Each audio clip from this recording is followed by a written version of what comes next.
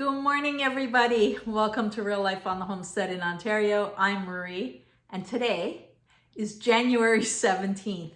You are more than halfway through the month. I hope you're starting to feel really good on this carnivore challenge. Honestly, if you want to take my advice, if it's worth anything to you, at the 30-day mark, look at how much you've progressed and then maybe commit to at least 90 days. I'll tell you, I'm going to be doing the carnivore pretty much all the way through spring.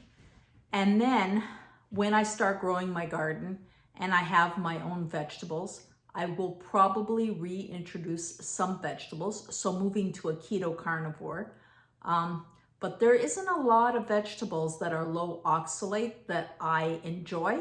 So I'm going to just play it by ear. But right now, I just wanted to talk about the channel and the feedback I'm getting, because I do answer the questions, but sometimes those questions and answers could work for everybody. So I had a lot of feedback on the carnivore buns.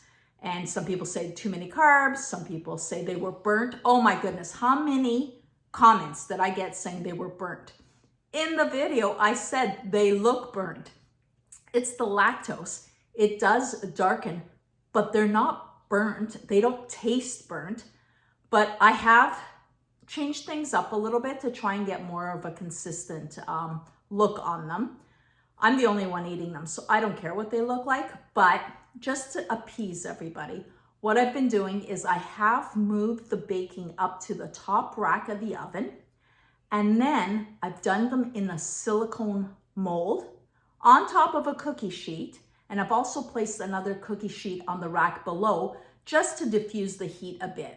Like I said, they look darker, but they're not burnt. I've got one that I've just pulled out.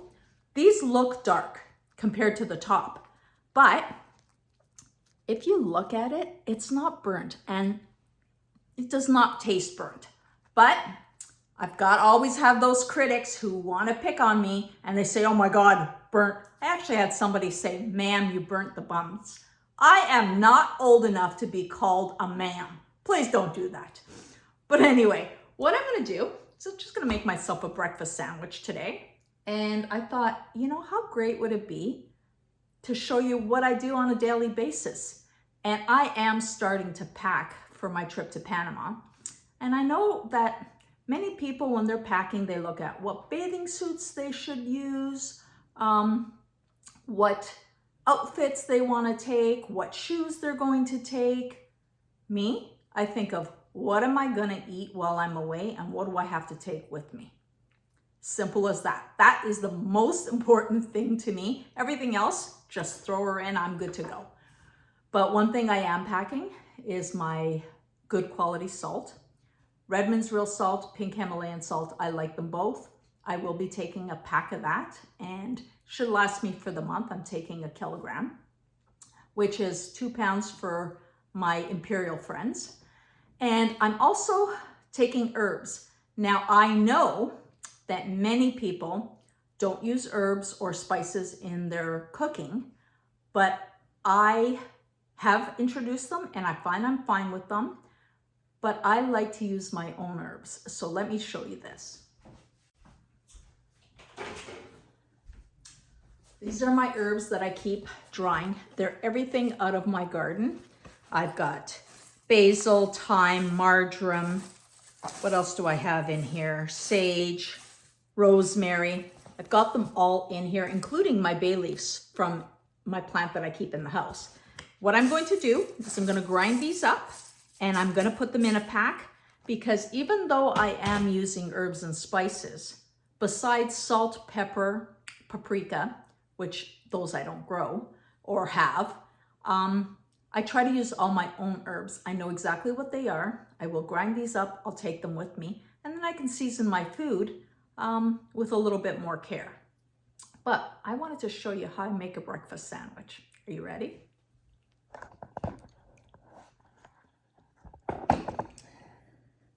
You know I like to buy in bulk, so I had bought a round roast and I've cut these up. But when I was cutting them, they're a little bit thick.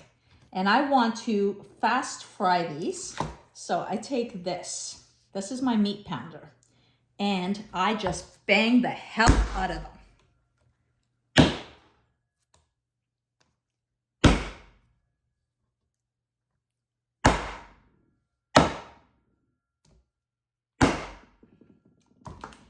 And then I end up with this super thin piece of beef. I'm frying this up in some tallow, lots of salt on it. I'm going to put a slice of cheddar cheese, an old aged cheddar cheese, a couple of eggs, and I'm going to use my carnivore bun. This is the only one I'm having this week, so I'm not overdoing these at all. I like them for burgers and I like them for breakfast sandwiches. Those are my favorite. But I also do my egg yolk waffles, which are completely carbless, and I use those regularly for my breakfast sandwiches. But today I felt like I wanted this. So let me cook this up and show you what I end up with.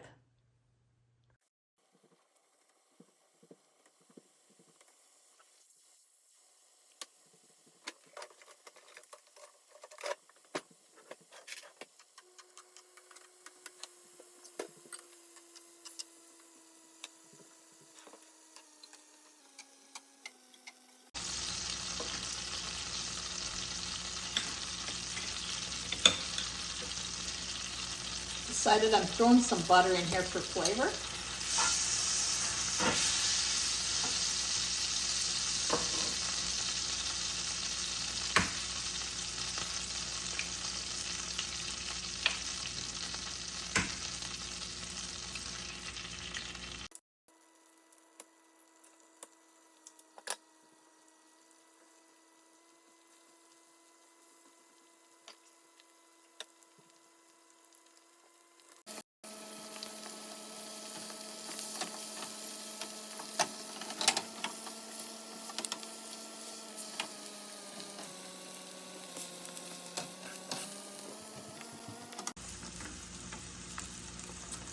I keep my carnivore buns in the freezer. So when I make them, I slice them in half and then freeze them because, like I said, I don't eat them often. And when I feel like it, I just take it out, defrost it, which takes about 10 minutes at room temperature.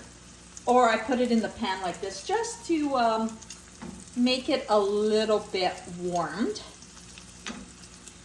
And it also sops up all that beautiful tallow and butter that's in the pan, and I like that idea.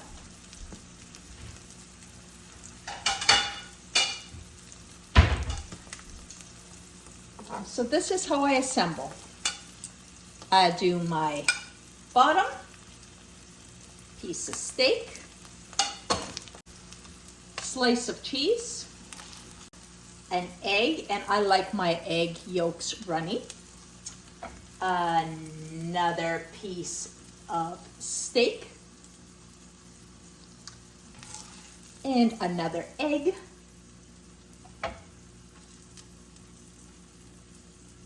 Fast food places, you got nothing on me.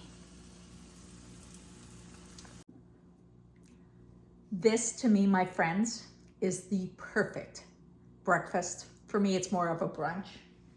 It's 11:10, so this is like a brunch, but this is not only delicious, it's perfect carnivore meal, except for that bun that has some carbs. But like I said, you could do my egg yolk buns and substitute them, and I'll link that video in the description box so you can see how I made those.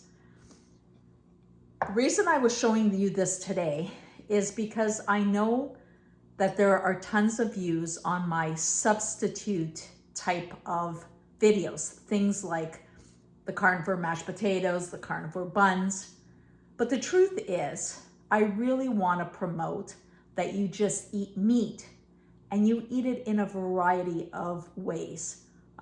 Meat, your eggs, your bacon, your butter, your good animal fats. I want you to consume those products and not try to, in your mind, substitute for the pasta, the breads. the mashed potatoes, the things that we are accustomed to on a North American diet. I think if you just embrace eating meat in a variety of ways, then you don't have to think about how you're going to substitute. How are you going to fake pasta to have it on your meal? How about just enjoy the meats in all their glory? And I always say, then you can live your best life. Please continue to like, subscribe to our channel if you haven't already done so. But most of all, please share with your friends. And for me, it's time to chow down.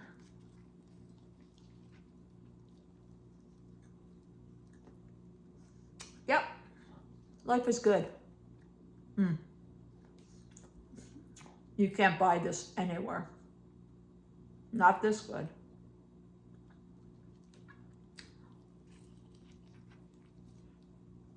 Mm-hmm.